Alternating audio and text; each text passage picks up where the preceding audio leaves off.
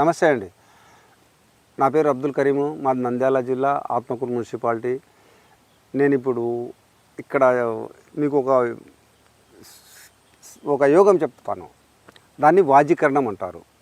వాజీకరణం అంటే శృంగారానికి సంబంధించింది. వాజీ సంస్కృతంలో వాజీ అంటే గుర్రము. ఇప్పుడు మనం ఏదైనా ఒక మోటార్ కొంటే వెళ్తాం, ఎన్ని హెచ్పి అంటాం, హార్స్ పవర్. హార్స్ పవర్ అంటే అశ్వక శక్తి. అశ్వక శక్తి అంటే అశ్వము అంటే ఇప్పుడు మేము గుర్రం అంటున్నాము, కానీ సంస్కృతంలో వాజీ అని కూడా అంటారు. వాజీకరణము అంటే గుర్రం యొక్క బలం రావడానికి వాజీకరణం అంటారు. వాజీకరణం ఇంకోటి ఏమి, శృంగారాన్ని యొక్క బలాన్ని కూడా పెంపొందిస్తుంది. దీనికి ఒక్క మూలికతో చెప్తే మూలికలు 100 మూలికలు పెట్టుకొని ఇది చెప్పే సమయం కాదు. ఆ 100 మూలికలు మేము తేలేము. అంటే మీకు 100 మూలికలు కాదు, మాట వరుసకు 100 అని చెప్తున్నాను. మీరు ఈ వీడియోను 1కి 2-3 సార్లు వింటూ, నేను చెప్పే విధానం జాగ్రత్తగా వింటూ ఉంటే నేను చెప్పే మూలికలు మీకు ఎక్కడైనా దొరుకుతాయి. మీకు 2 పేర్లు చెప్తాను ఒక్కొక్క మూలికకు.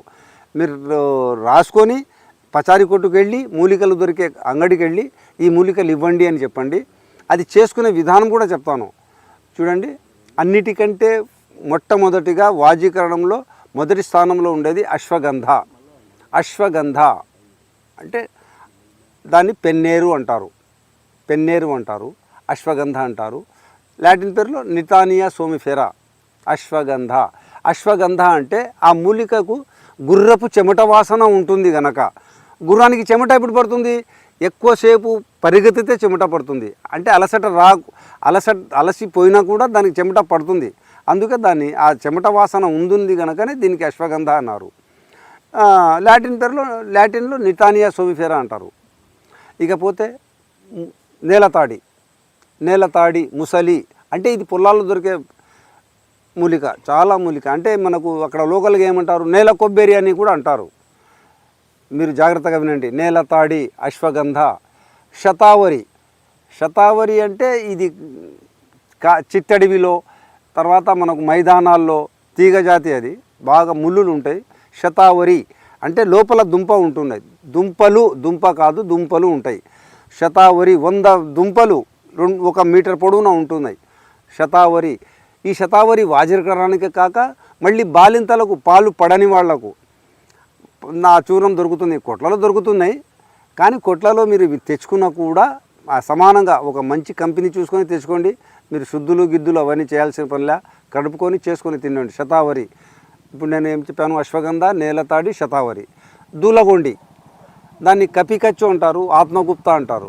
దూలగొండి ఇది కూడా మనకు పల్లెటూరులో కళ్ళాల దగ్గర, అక్కడక్కడ పొలాల దగ్గర దొరుకుతాయి. దాన్ని ఇంకొకటి ఏమంటే అక్కడ దొరికేటివి నూగు తీటాకు అంటారు. దాని నూగు ఉంటుంది కాయలపైన. అది జాగ్రత్తగా దానిలో జోలి పోవద్దులేండి. మీరు ఆ కొట్లో దొరికేటివే తెచ్చుకోండి. నూగు తీట అంటే దురదలు, బ్రహ్మాండ దురద పుట్టిస్తుంది. తర్వాత అతిమధురం, ఎస్టి మధు అంటారు. అతిమధురం ఎటువంటిదంటే మన ఎముకలకు చాలా బలాన్ని ఇస్తుంది, కంటి చూపును పెంపొందిస్తుంది.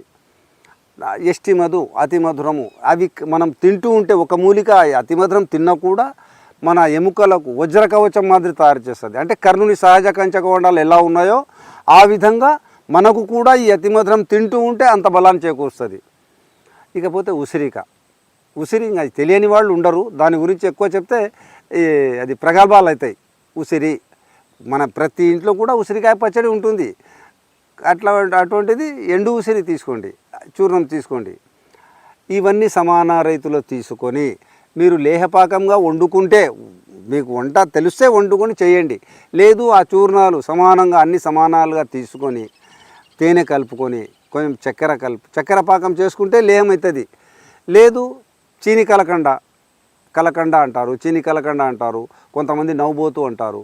కలకండ బాగా కలిపి రుచి కోసమే, కలకండ లేకున్నా మీకు రుచితో పని లేదు అంటే తేనె కలుపుకోండి.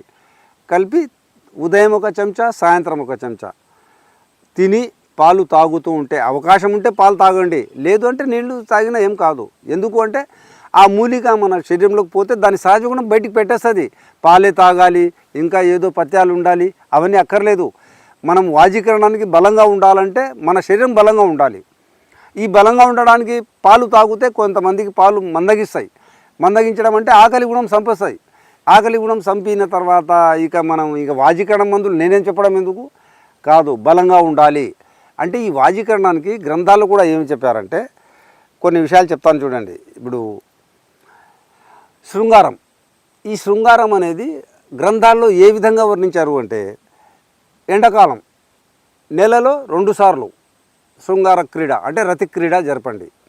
తర్వాత చలికాలము మీకు ఈ వాజీకరణ మందులు తింటూ రోజు రతి క్రీడ జరిపినా ఇబ్బంది కాదు.